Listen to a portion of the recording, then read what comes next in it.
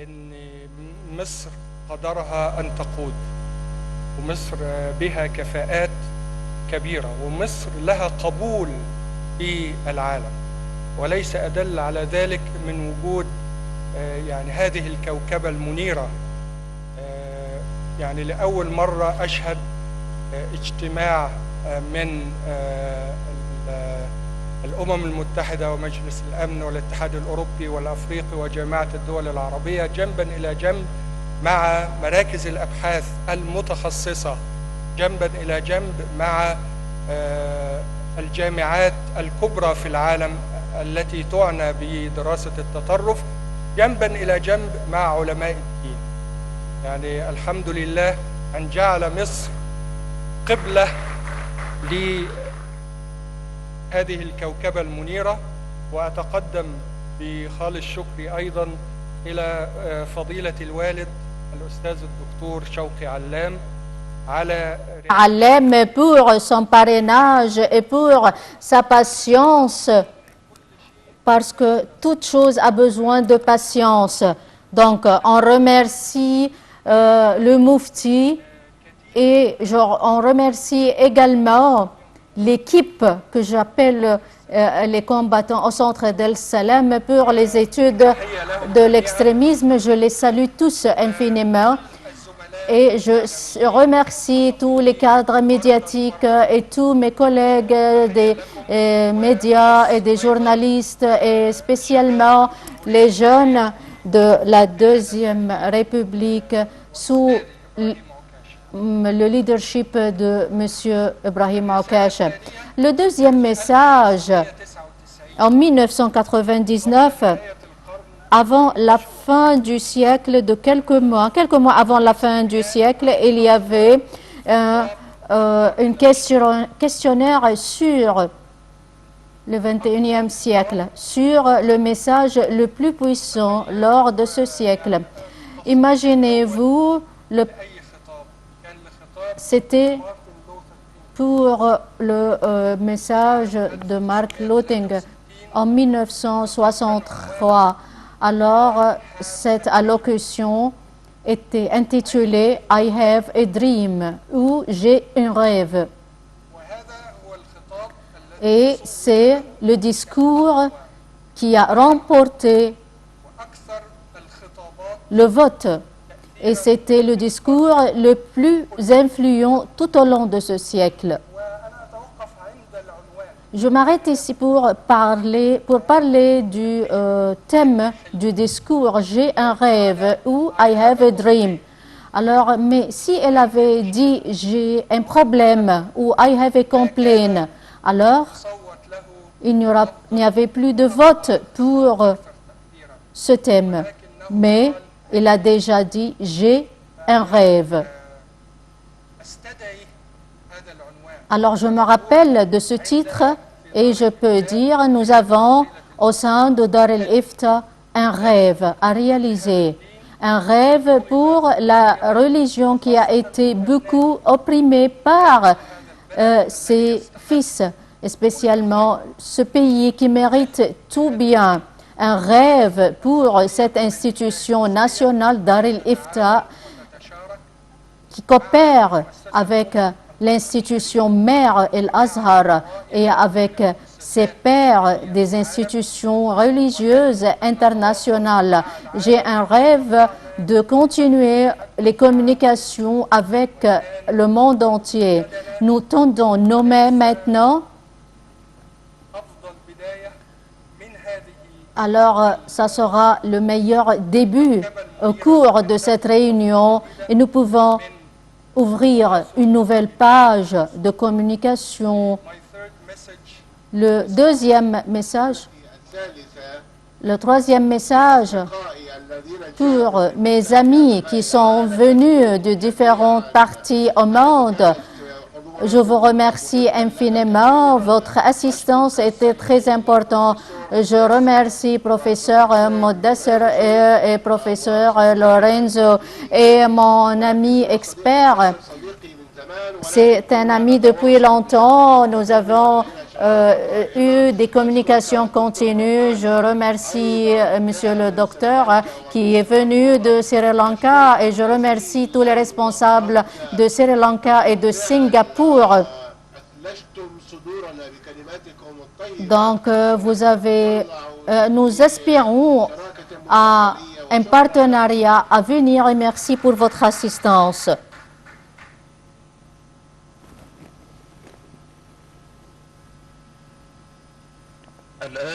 Et maintenant, avec Dr Mohamed El-Bashiri, le secrétaire général du Conseil international des communautés islamiques, veuillez prendre la parole.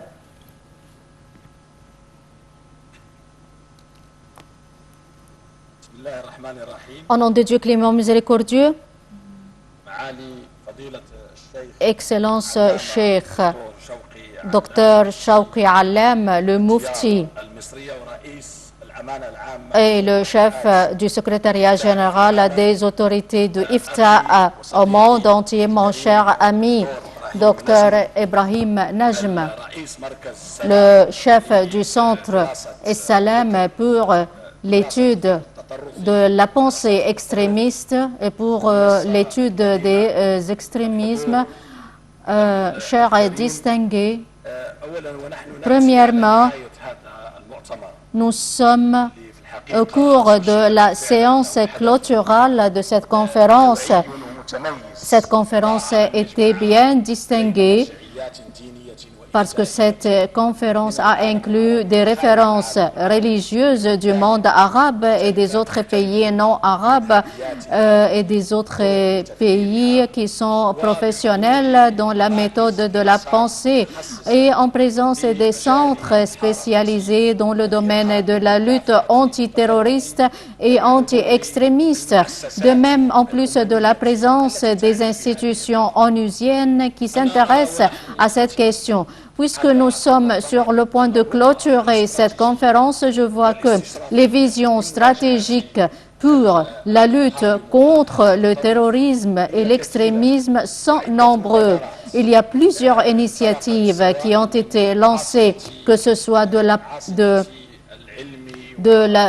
capitale et de la phare de Zulima, l'Azhar et de Waqf et de Ifta, ou à travers des capitales, d'autres capitales arabes ou étrangères qui ont tant souffert du terrorisme et des groupes terroristes ou qui ont un message international qui vise à enraciner la culture de la paix. Je suis venu d'Abu Dhabi, la capitale de la paix et de la tolérance, pour assister avec nos centres et avec nos institutions pour partager avec l'Égypte ce message très honnête au monde arabe et islamique pour combattre les groupes extrémistes.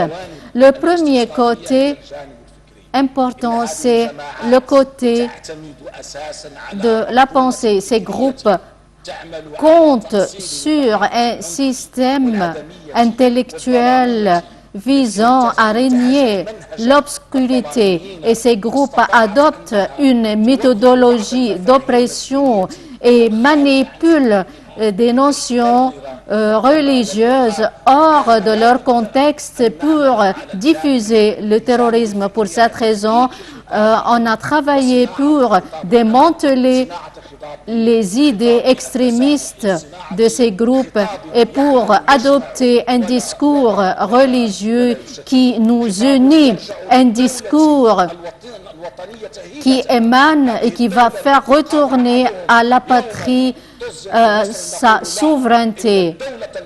L'Égypte est le pays puissant avec son peuple, avec sa présidence, avec El-Azhar, face à vos projets terroristes. Oui, c'est vrai. Le premier travail, c'est de lutter contre l'extrémisme. On a dit qu'il y a deux problématiques. Le premier problématique, c'est l'authenticité et le deuxième, c'est l'enracinement. Il y a En Algérie et dans d'autres pays, on travaille sur l'enracinement du discours de tolérance. On coopère avec les centres des études pour faire communiquer nos discours à nos jeunes. On coopère avec l'autrui. Donc, j'ai vécu plusieurs années à l'étranger, mais il y a un grand écart entre la culture occidentale et arabe. Donc, nous incriminons et nous luttons contre l'extrémisme. Il n'y a ni extrémisme bon ou un extrémisme mauvais. Donc, nous rejetons toutes sortes d'extrémisme. Nous parlons de la liberté d'expression. On dit que l'extrémisme est un danger et un risque pour l'homme parce que l'extrémisme porte atteinte à la liberté des citoyens. Ce sont des termes qui doivent être utilisés dans nos centres. Nous combattons l'extrémisme, point final. De même, nous parlons du rôle joué par les universités. J'ai l'honneur d'avoir avec moi le professeur de l'université d'Al-Azhar. C'est une université qui inclut 85 facultés qui travaillent jour et nuit. À travers ces facultés, nous créons des contextes et des cadres de tolérance. Et je remercie Douane Saïd, le doyen de la faculté des études islamiques à l'université de Ben Zayed, qui va créer un nouveau projet. C'est la thèse de master dans les études islamiques. Donc, il y a un nouveau contexte de citoyenneté et de la tolérance. Nous vivons dans un monde qui a besoin non pas d'une authenticité intellectuelle, mais nous devons combattre l'extrémisme et le terrorisme à travers une législation onusienne qui incrimine l'extrémisme et le terrorisme électronique. Et cette législation doit pourchasser les groupes terroristes en tête desquels figure la confrérie des frères musulmans avec ses différentes plateformes. Les Émirats arabes unis ont mentionné en l'an 2014 on dit qu'il y a 87 organisations terroristes en plus des autres organisations ajoutées par l'Arabie saoudite. Donc, on demande aux autres centres et on demande aux autres pays de ne pas être des foyers terroristes et extrémistes.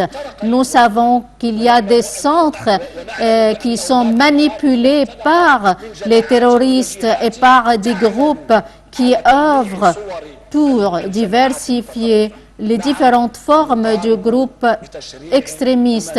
Nous demandons, on a besoin d'une législation onusienne pour incriminer l'extrémisme et pour pourchasser ces groupes terroristes et pour pourchasser également les pays qui financent et qui abritent de tels groupes terroristes. Je vous remercie et je salue l'Égypte, je salue les efforts déployés par l'Égypte pour la tenue de cette réalisation et pour que ce centre devienne la base essentielle de tous ceux qui cherchent le droit et qui visent à profiler les vertus et les bonnes mœurs, et que la paix soit sur vous tous.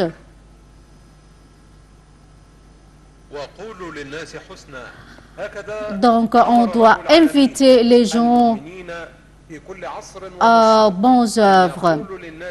Donc, nous devons dire des bons mots. Maintenant, on va prêter audition à Dr Shawki Ibrahim Allem, le Mufti de la République arabe d'Égypte. Veuillez prendre la parole.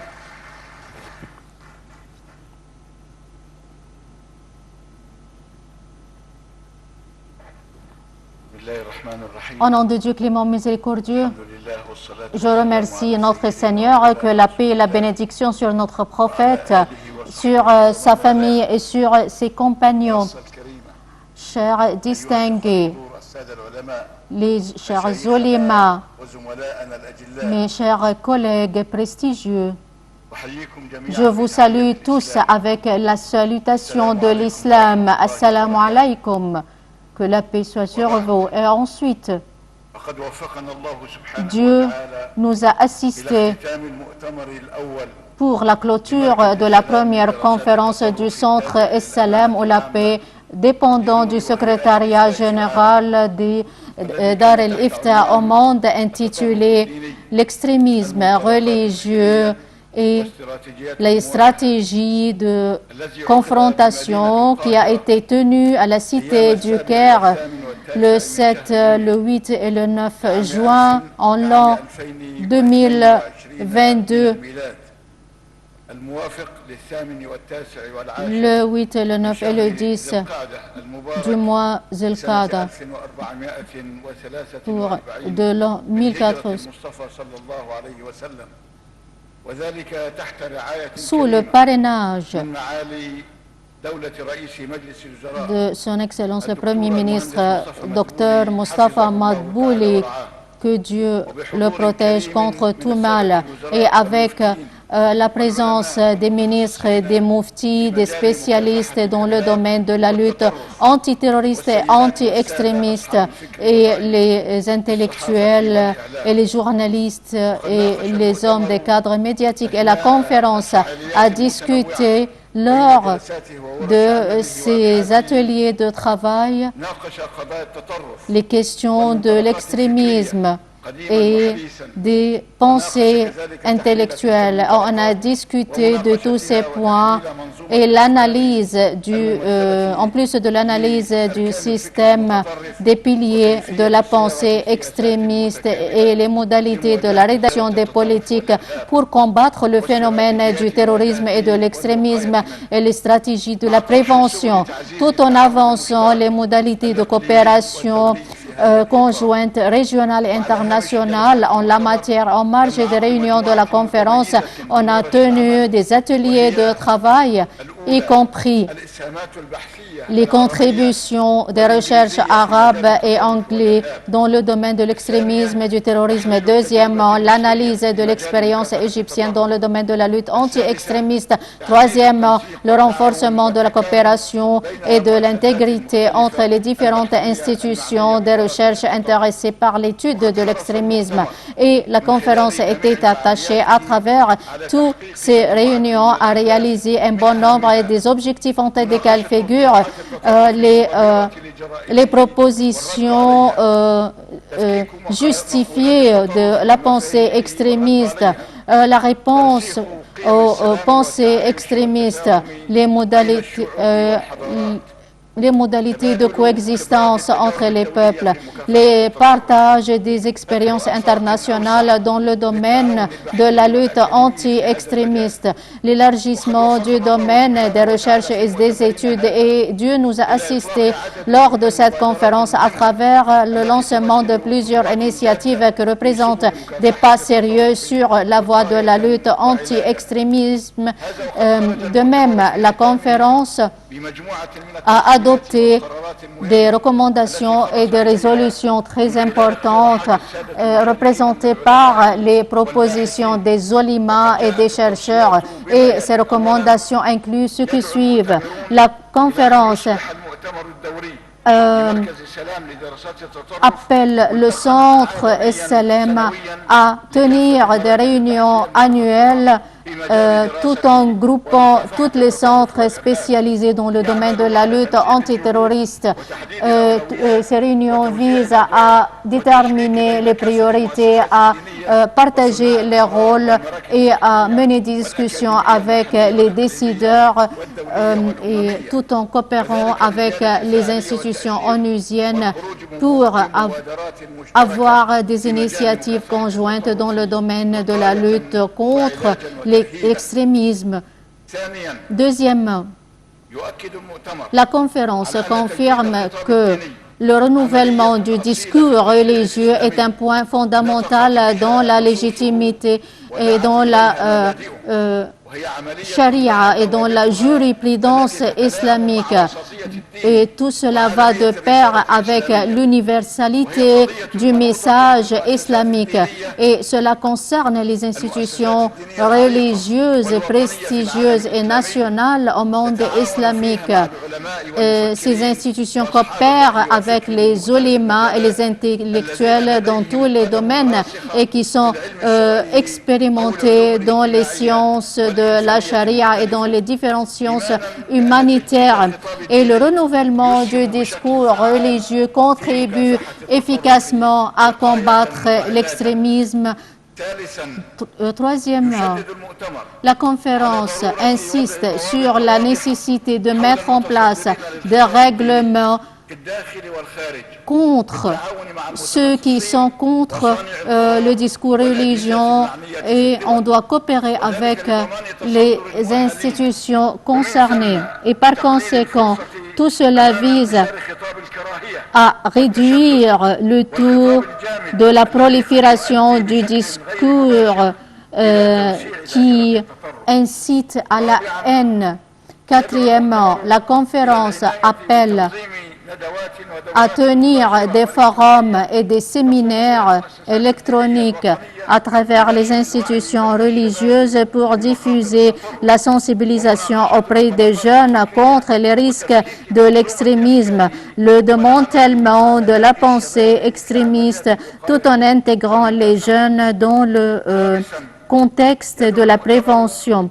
Et cinquièmement, la conférence appelle tous les États et toutes les institutions à réviser les stratégies de la lutte contre l'extrémisme et de les développer d'une manière continue, de manière à aller de pair avec les outils exploités par les extrémistes.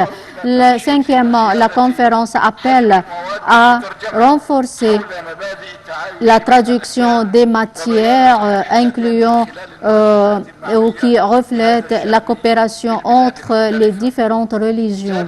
Septièmement, la conférence confirme la nécessité de déployer davantage d'efforts dans le projet de la transformation digitale tout en ayant la volonté pour créer des unités spécialisées pour suivre la transformation digitale de telles institutions. Huitièmement, la nécessité de créer des commissions supervisées par des autorités religieuses et éducatives pour réviser et examiner les programmes scolaires et leur output, et tout en révisant les programmes scolaires pour rejeter le discours de la haine, accorder un intérêt aux soins préventifs et prendre soin des enfants au cycle primaire pour enraciner les valeurs religieuses pour que ces enfants ne seront pas des victimes de l'extrémisme à l'avenir. Dixièmement, sensibiliser les cadres d'enseignement qui sont responsables d'éduquer les étudiants et d'écarter les enseignants qui encouragent l'extrémisme, et spécialement que les extrémistes aspirent à avoir accès à de telles fonctions et à de tels postes pour diffuser les pensées extrémistes. Onzièmement, la conférence appelle à créer une plateforme électronique qui présente et qui représente tous les centres de recherche, et de cette façon les chercheurs scientifiques peuvent profiter de telles plateformes. La conférence appelle également les chercheurs et les spécialistes à unifier leurs efforts de recherche de manière à aller de pair avec la pensée extrémiste, tout en jetant la lumière sur sur la lutte contre la pensée extrémiste. La conférence encourage les institutions culturelles et religieuses à organiser des concours périodiques et à fournir et à décerner des prix aux œuvres innovatrices et religieuses qui visent à combattre l'extrémisme et à démanteler la pensée extrémiste. La conférence appelle à créer des commissions exécutives spécialisées pour suivre l'exécution de telles recommandations, et spécialement la première recommandation de rendre la conférence une rencontre des centres de recherche spécialisés dans la lutte contre l'extrémisme et de présenter au chef de la conférence les recommandations nécessaires au cours d'une durée qui ne doit pas 3 mois. La conférence appelle les institutions et les autorités onusiennes comme l'ONU et le Conseil de sécurité et le Haut Commissariat européen et les centres de la lutte anti-extrémisme à prendre part à de telles réunions.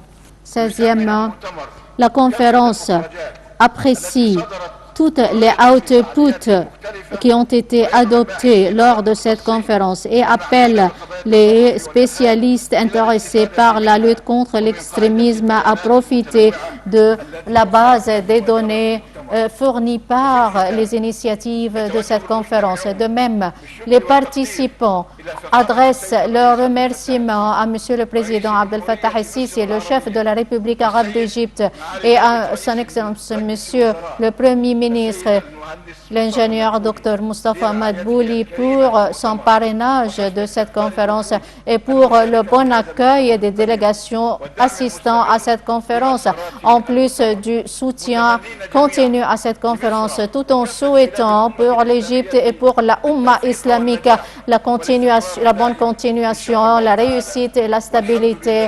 Et je remercie notre Seigneur et que la paix et la bénédiction sur notre prophète Mohammed, sur sa famille et ses compagnons. Et je vous remercie infiniment. Que la paix soit sur vous. Salam alaikum.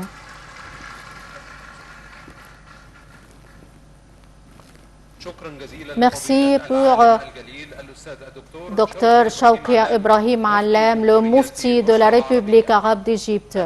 Maintenant, l'hymne national de la République arabe d'Égypte.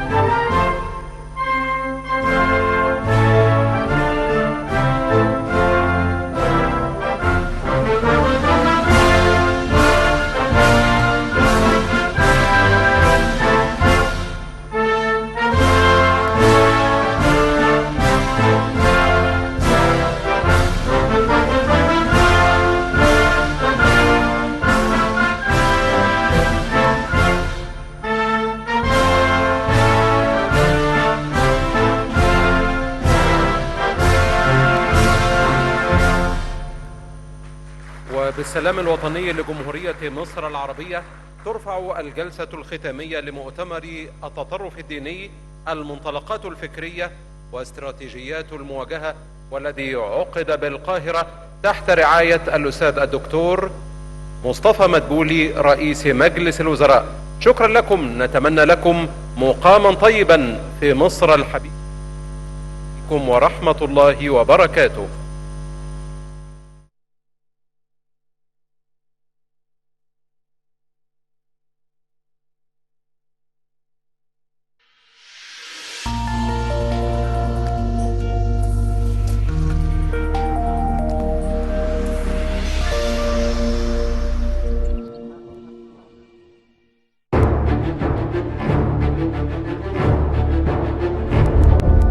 رسالة محمد صلى الله عليه وسلم ليست دينا منفصلا مستقلا عن رسالة إخوانه عيسى وموسى وإبراهيم ونوح عليهم السلام. كل ما يقال عن الإسلام في شأن السلام يقال مثله تماما عن المسيحية وعن اليهودية أيضا. نصلي بقلب واحد إلى الله قائلين: يا ملك السلام أعطنا سلامك. فاعجب لدين يدفع أبناءه ليقاتلوا من أجل تأمين أهل الأديان الأخرى وتأمين أماكن عبادتهم. أناشد الضمير العالمي بالتوقف